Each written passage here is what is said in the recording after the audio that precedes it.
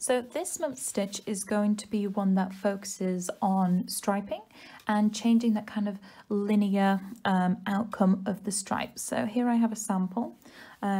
We're going to be exploring the principles of this sample, but we're not going to create this exact one. But I'm going to see if I can pop a picture somewhere so you can reference it later. I also did another sample, so I'll try to find that too. But we are basically going to be focusing on changing how the colour sits on the fabric. So it's not just that straight horizontal line. So it can be quite interesting and it can be quite playful with different patterns. So we're going to be working with 5 colours. You can choose to do 2 if you like. I will just say change colour, but I would recommend that you watch the colour changing tutorial, as I'm not going to be going through how to change colour. So I've just cast on 31 needles, and that is for 2 repeats. However, if you just want to do 1 repeat because it's a lot of transfer, then you can cast on 17 needles.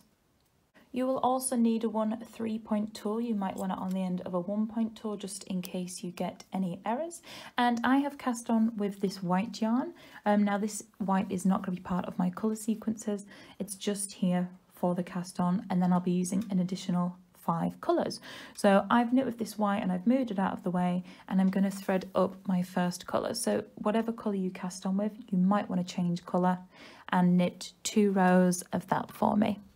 So I've knit my 2 rows and we are going to start transferring straight away. So with this stitch, it takes a little bit of time just to kind of set up your needles because we're using single bed. So it's not as if we have a mock bed to work on like you might if you're on Dubier or Ribber.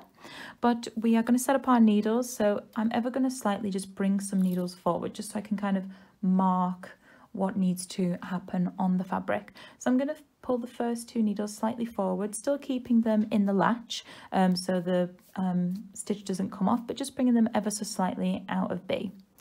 And then I'm going to count 3, 6, and then bring the 7th needle forward. So 2 needles slightly forward, then count 6, and then bring 1 forward. Then I want you to count another 6, so 3, 6, and bring another 1 forward. So this needle that you bring forward, if you've done the full 2 repeats like me, this will be direct central of your swatch. Then again count 6, so 3, 6, bring 1 forward, count 3, 6, and then you should have 2 come forward. So from this middle needle, they should be identical on both sides, and I'm going to show you a bird's eye view now so you can check your needles. So again, we've got 2, 6, 1, 6, 1, 6, 1, 6, 2. So it's identical. This side and this side are a reflection of each other. So whatever we do on the left, we're going to also do on the right. You might decide to do the left first and then the right, or do basically both transfer actions, left and right, and then left and right. But anyway. So identifying that middle needle, so technically if we're going from right to left, it's needle 9. I'm going to pick up 3 needles at the side of that 9th needle, so that will be 8, 7 and 6, and I'm going to transfer them 1 position inward or to the left. So I will end up with an empty needle. Oops, my latches were closed. I'll end up with an empty needle on needle 6, but I don't want this needle to be empty. So I'm going to pick up needle 3, 4 and 5, and I'm going to move those 1 position inwards as well. So that will leave me with the 3rd needle empty, and bring it back into action. Now you could do the same on the right hand side, or you could complete the first motif and then move over. So that's what I was saying. So again, we've got that 9th needle and it's got 2 stitches on it. So I want you to pick up now 10, 11 and 12 and move those 1 position to the right. So on to 9 again. And then we've got this needle empty, but we don't want this needle empty. We want the next 3 needles, so not the direct central one, but the next 3. And again, we're going to move those 1 position over, and we'll have an empty needle opposite that, next to, sorry, that directly central needle. So pop it in action. Finding your 9th needle, we're picking up 3 and moving them 1 position to the right. Picking up the next 3 and moving them 1 position to the right. So we've got the empty needle on needle 3, same as on the left hand side. And then again, locating that 9th needle with the 2 stitches on, we're going to pick up 3, move them 1 position inwards to the left. And you can see I bring the needles to me rather than trying to put my transfer tool onto them. And then picking up the next 3 and moving those 1 position to the left. So we've got empty needles either side of that direct central one, and again making sure all needles are back in action. So now I'm going to change colour and I'm going to knit 2 rows. So I'm going to add one of my colours from below. I'm going to add green, and again this is what I was referencing on the colour changing video, so please make sure you've watched that. I'm going to thread up my green and knit 2 rows. So we can see that those eyelets have picked back up, and now we're going to transfer again. So you might want to now change your colour because we're going to be changing it every 2 rows, or you might want to transfer first. It's up to you. I personally am going to change my colour first, so I kind of do colour carriage needles. That's my kind of thought process. And I'm going to thread up my orange now. So it's in the carriage ready to go, and I'm going to do the exact same transfer again. So locating that central needle, so you might be able to see it straight away, you might not, but you can see that the needles kind of merge on one of the needles, and this will start to be clearer the more we do it, but I want you to either way find needle 9 and again transfer 3 from the left twice, so you still end up with that empty needle on needle 3 every single time we do this, and then again 3 from the right, transfer 1 position to the left, and you will end up with that empty needle again,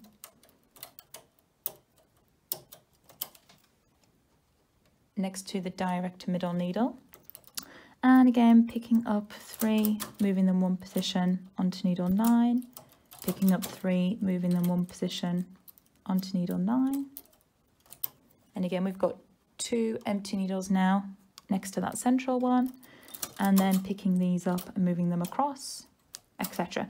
Now if you had a 6-point tool, then you could just pick up all 6 at once and move them over, but because I've got a 3-point tool, I'm doing it in steps, and because I've got only a 3-point tool, I have to move the ones closest inwards first and then the second.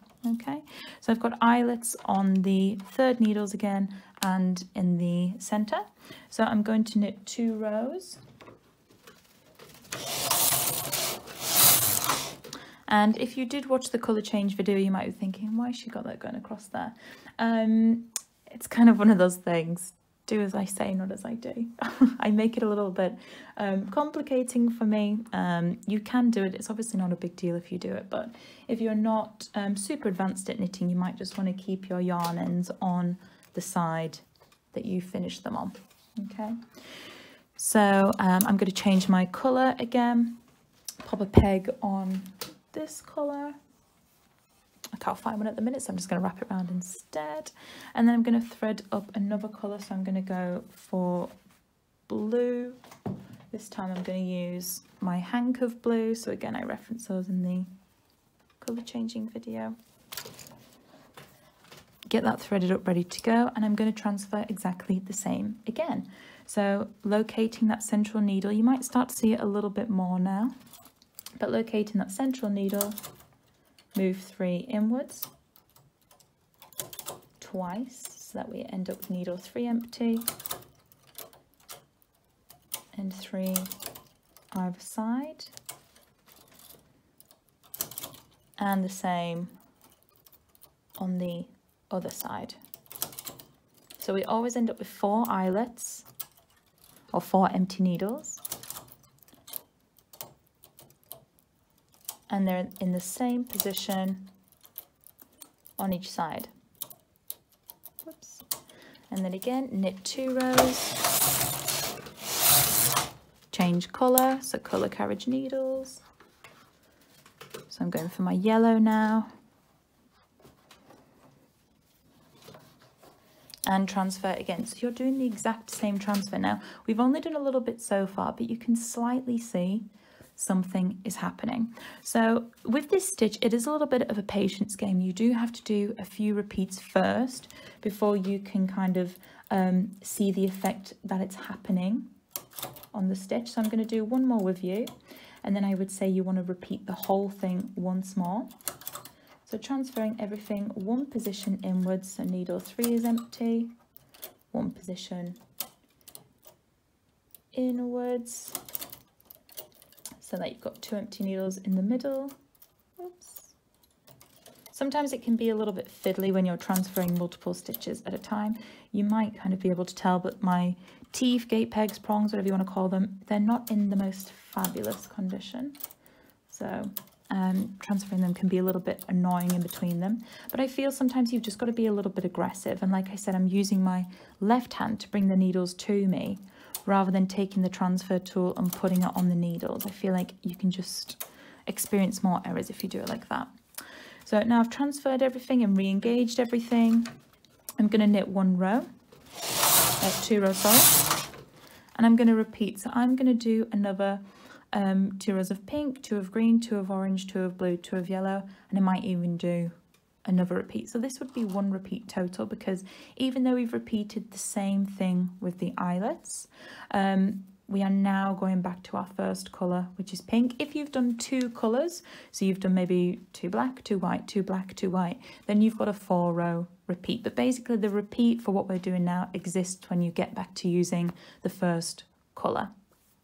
And while you're knitting this a second time, you might decide that you want to change up your colours. You might want to add more, so you can use more than 5. If you've been using 2, you might want to try using 3. You might want to play around. So even though we're transferring every 2 rows, you could still knit 4 rows of one colour and then 4 rows of another, just as long as you're always transferring every 2 rows. Now, if you are having a little bit of trouble transferring 3 at a time, you could use a 2-point tool, or you could even move them over 1 position at a time. So you would just keep moving them until the empty needle fell on needle 3. Now, I personally think that this does take a lot longer and can be a little bit taxing on your wrist as you're transferring kind of so frequently, especially if you're going at quite a decent speed. But you can move them 1 at a time and then work up to 2 and then work up to 3 if you are experiencing any issues.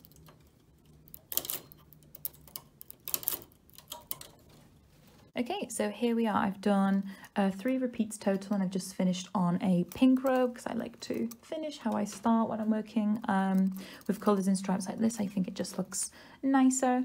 But let's talk a few things about development. So one of the first things that you could change is the width of these sections. So we did 6, 1, 6. So technically one motif was made up of 13 needles. So you might want to make that bigger or smaller, or have them alternating big, small, etc. You could change how you stripe. So we just did 2 rows of each colour, but you could do 1 row of each colour. You could do a 2 and a 4, a 1 and a 3, a 3 and a 4, whatever. You could play with the actual application of colour however you like. You could play around with as well how frequently you transfer. So we transferred every 2 rows, but what happens if you transfer every row? Does that kind of emphasize it a little bit more? Does that create a little bit more direction? You can play around with how frequently you transfer. But just note how much you transfer is what manipulates these stripes. So if you don't manipulate them enough by transferring them, you won't see it as much. So it's good just to experiment and come up with different options. You also might want to play around with adding a technique to this. So it doesn't just have to be a plain stripe again. You could add tuck, you could do it with punch card, like a Fair Isle pattern, and just play around and see how you can manipulate those stitches. So it's a little less expected. And if your membership comes with the private tutorial, you might decide to do a few development ideas, and then we can discuss even further how to develop them. Or you might want to ask questions relating to how this would work with a garment, or things to kind of consider there. And if your fabric hasn't come out perfect, so for example, you've got a few eyelets that are a little bit off course, it's not a bad thing. You know, the first sample is never going to be perfect. It's always just about learning and understanding why it's happened. So do a few different plays. Of course, you've got access to this content, so you can play around with it as much as you like, and make sure that you do eventually get that perfect swatch once you've done a few playthroughs.